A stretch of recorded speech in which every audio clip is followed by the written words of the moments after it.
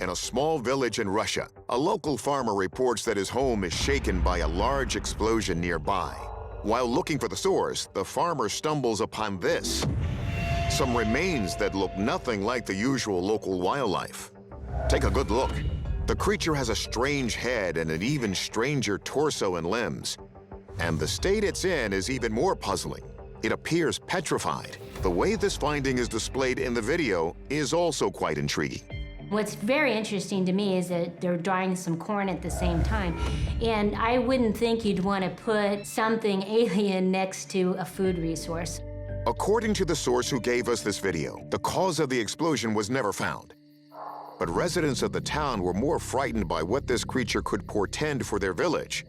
Journalist Aaron McCarthy says local legends could explain why. In Slavic folklore, there's Baba Yaga, a witch who lives in the woods in a shack that has chicken legs and chicken feet. She also steals and eats children. Baba Yaga has become the equivalent to the boogeyman for kids in this region. Some locals may have believed this creature was her handiwork, but McCarthy says there could be another slightly less creepy explanation. Permafrost is melting in Russia, and with that melting, all kinds of extinct creatures are popping up, like mammoths and rhinos. So potentially, this creature is something that's extinct that we just don't know about yet. Now, there are some conditions on Earth that could instantly mummify a living creature, like the super alkaline waters of Lake Natron in Tanzania. But there's no evidence something like that currently exists in Russia. So before we determine if this video shows an undiscovered dinosaur or even a child-eating witch, our experts will dig deeper. First, video forensic analyst Mick West examines whether this specimen could be some kind of hoax. I think the only way you could have done that is to have modeled it from life, and that means that you actually had the real thing to start off with. So I think the simplest explanation here is that what we're seeing is what we're getting. This is in fact a dead animal that has been partially or fully mummified. If this is indeed some kind of animal, what kind of animal? Just in terms of the morphology, something about its face looks quite bird-like to me. It looks like it could have part of the beak that had formed off or not been preserved in this mummification process, but it's got a really big eye socket. Birds tend to have quite small eyes, so for me that would kind of rule out a bird. That X's out it being one of Baba Yaga's chickens. Biologist Floyd Hayes is thinking mammal. Okay, right here, it looks like there may be some teeth in the jaws. To me, the skull looks much more like a mammal. It does look like there may be a wing. It could potentially be a fruit bat.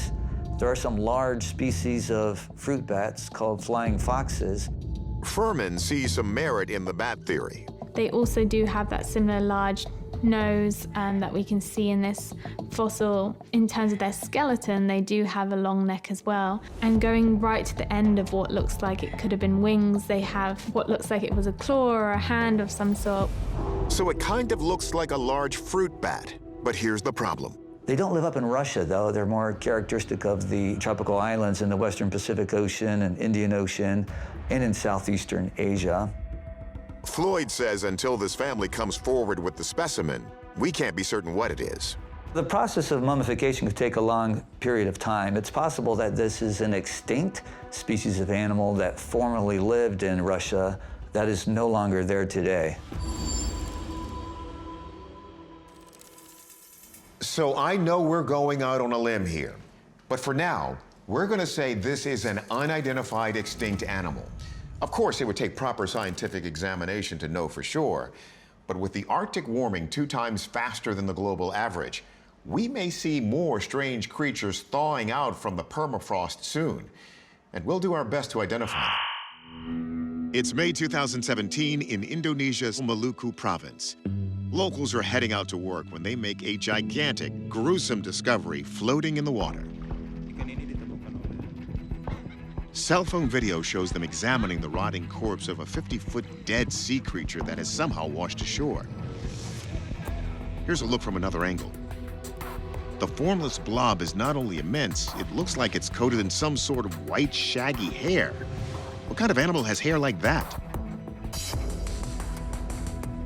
It seems like it's something that shouldn't exist. And in fact, If this animal were terrestrial, it wouldn't be able to exist because of its sheer body mass. Folklore is chock full of legendary sea creatures as big as this carcass. The ancient Hebrew Leviathan, the Jormungandr of Norse mythology, and the Kraken, a kind of giant octopus, so big it was described as a floating island in Viking eyewitness accounts. Oh man, I bet that stinks there. But field researcher Cliff Barrickman says these carcasses have their own name. Globsters. Globsters are cool in every way. It's part blob, it's part glob, it's part lobster. I mean, how awesome is that? Globsters have been turning up on shores around the globe for years. This one, known as the Cherbourg carcass, was discovered in France in 1934. But what to make of this one? Globsters have also washed up on beaches in Florida, New Zealand, Bermuda, Canada, and South Africa, but they've never been spotted in the water alive. So what exactly are we looking at here? Let's turn to our analysts. Wildlife biologist Lucy Eckersley first focuses on that amorphous mass of tissue. I think these could be mistaken for lots of different sea animals, and because they look kind of squishy, you might think that they look like a giant octopus or a giant squid. A giant squid? But look. We can see some exposed bone. This video clearly shows this creature has a spine, so it can't be an invertebrate. Next question, what to make of that hair? What looks like hair across this creature is actually fibers of collagen. Marine biologist Dr. Shay Conger says that collagen, a protein that provides structure to skin, bones, and tendons, is the biggest clue. When components of the body begin to break down, the collagen begins to emerge. And because collagen doesn't break down as quickly as other tissues, these globsters can start to take on a hairy appearance that you wouldn't expect or be able to explain if you weren't familiar. So what was this before the sea decomposed it into a globster? This is actually pretty typical of what I would expect to see in regards to the carcass of a large whale. You can see some striations on the bottom of this object, and that is what we would expect to see in the mouth cavity of a large whale, such as a blue whale. And Conger should know. As you can see, she's been up close and personal with globsters herself. To witness firsthand one of these animals at close distance, to the human mind, is almost unsurmountable. You're looking at the scale of an animal that's bigger than anything that's ever lived on the planet. And so to unpracticed eyes, they seem absolutely impossible.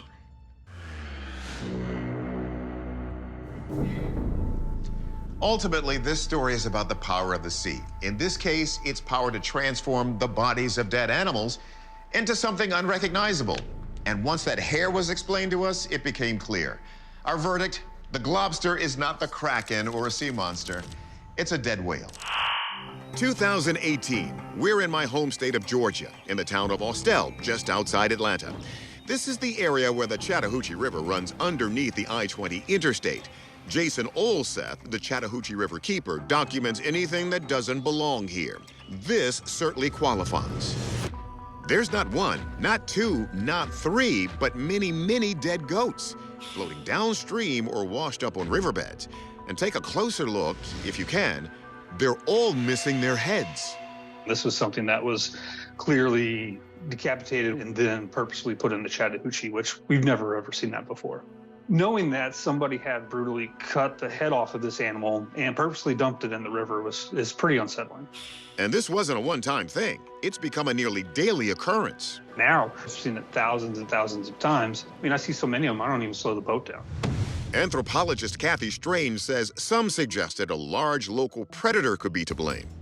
In 2019, a 13-foot alligator was found near Atlanta. It was so large that people thought it was a hoax, but after the Georgia Department of Natural Resources came in, they verified that it was a real alligator. It's very likely that if a goat was there on the shoreline and they were hungry, they would clearly go for it.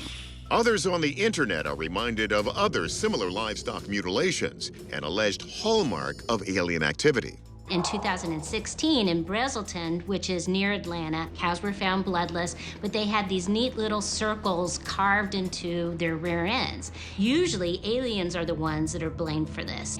That might explain what it is that we are seeing here. Journalist MJ Banias discusses another theory circulating the web about who could be responsible: practitioners of Santeria. Santeria originates in the Afro-Caribbean, Latin American part of the world and essentially involves the sacrifice of animals for various mystical reasons, like bringing good luck. Down in Florida, similar incidents have occurred wherein supposed practitioners of Santeria left the remnants of sacrificed animals along railroad tracks for good luck. Whoever is doing this needs a significant amount of luck if they have to sacrifice this many goats. So who would have the ability to fund the purchase or theft of these goats? A lot of local press and a lot of investigators have pointed to potential drug cartels that are engaging in this practice. It's no secret that Pablo Escobar would run drugs from Miami, Florida into Atlanta, Georgia. So if there are drug cartels vying for territorial dominance, any little bit of luck can help. Whatever is going on, it needs to stop. This river is drinking water for 5 million people. The water is much less polluted than it used to be, thanks in part to the Riverkeepers organization. But this has the potential to turn things back around, both environmentally and socially. No one wants to see a headless goat while they're paddling down the river. Let's see if our experts have any ideas. First, wildlife biologist Stephanie Manka considers if this could be the work of a killer alligator. From the way these goats look, it doesn't really look like they're taken by a predator. It just seems like the head has been cut off. It doesn't seem like it's been ripped or torn. Also, if it were an alligator, I would expect there to be tears across the body, like tearing from pulling the fur as it tried to consume the animal. And why would a predator only take their heads? So, if it's not a gator, could alien activity explain these creepy corpses? I have a hard time believing that this was caused by aliens. It doesn't seem like there was any sort of advanced technology or lasers to make a precise cut. To me, this cut looks like it could have been easily done by a human with a knife. The heads are almost like hacked away. As for Santeria, we consulted with Professor of Social Ethics Miguel de la Torre, whose parents were practitioners of Santeria. This, I don't believe, is part of a traditional way of sacrificing animals in Santeria. Whoever was doing this really didn't know what they were doing. It's not really the way the religion operates. You may do a sacrifice once in your life when you have a specific problem, but that you shouldn't be killing a goat a couple of times a week. Our verdict: unexplained animal slaughter. We're not totally sure why these goats keep ending up headless in the river, but we agree with our experts that these cuts appear to be performed by some untrained human hand. Whatever's going on, we can only pray it stops. August 2018, Bering Sea, Russia. Two local residents take a leisurely stroll on the beach when they discover something hideous and enormous. They pull out their phones and record this. Похудел. Обалдеть. A mysterious sea creature washed up on the eastern coast of Russia. Now let's look at this thing. The enormous beast looks like it has a tail. It's white, and it looks like it's covered with some kind of fur hanging from the carcass. It doesn't appear to have a prominent face or eyes. It's about 20 feet long, and according to the witnesses, it smelled horrid. Field researcher Ken Gerhardt says Russian legend speaks of water spirits like the Vajinoi, a slimy, bearded creature covered in scales that can pull people and animals underwater, break dams, drown crops, and wash away mills. This creature vaguely fits the description, but the Vajinoi was traditionally found in rivers and lakes, not the sea. So Gerhardt points to another theory. A story that surfaced on the internet talks about organism 46b. And according to the accounts, there was a Russian scientific expedition that was exploring under thousands of feet of ice in the Siberia when they encountered this giant, intelligent octopus-like creature that attacked their team, killing 3 of their members. Now, whatever you may think of this story, It's certainly not beyond the realm of possibility that there are giant unknown creatures that live at very great depths under the ice. For example, the colossal squid, the largest invertebrate on Earth. The colossal squid, which can weigh over 1,000 pounds, was first discovered in 1925, living beneath the icy waters of Antarctica. And Gerhardt suggests one final theory. Perhaps this is not an aquatic creature at all, but possibly a long-lost remnant of the Ice Age. This thing could be the remains of some ancient prehistoric Pleistocene megafaunal animal, something like a woolly mammoth, frozen in the permafrost for thousands of years. A trend of rising temperatures has led to long extinct creatures being unearthed, and it's casting new light on prehistoric eras. In 2018, a team in Siberia unearthed mummified lion cubs that date back to the end of the Pleistocene epoch. That's right. In case you didn't know, Russia used to have lions. Let's see what our experts can unearth about this creature. Biologist Shay Steingast throws doubt on the idea that this could be the vaginoid, since it is known to have limbs which are out of place in the ocean.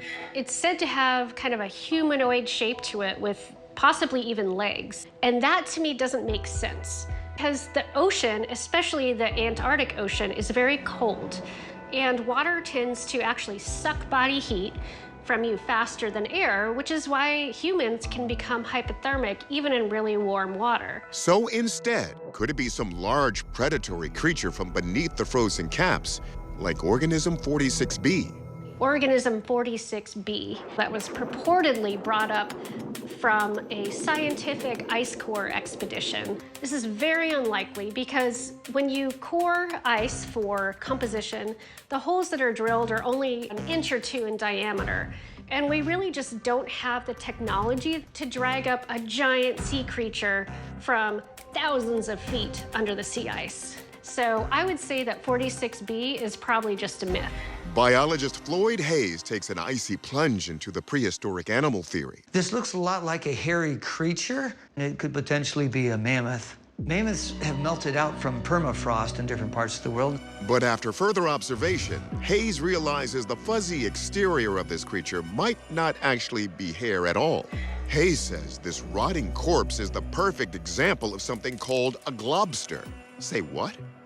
A globster is a large organic mass that washes up on the beach of an ocean or river or lake. Globsters have often been identified as giant octopuses and squids, but usually they wind up being the blubber of a whale. It doesn't resemble anything that is living, and that's because it is the carcass of an animal that is decomposing.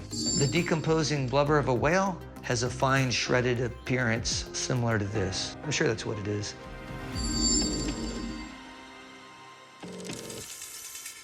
Our verdict? We're sold on Dr. Hayes' assessment that this is in fact the globster of a whale carcass whose rotting blubber actually creates the appearance of hair.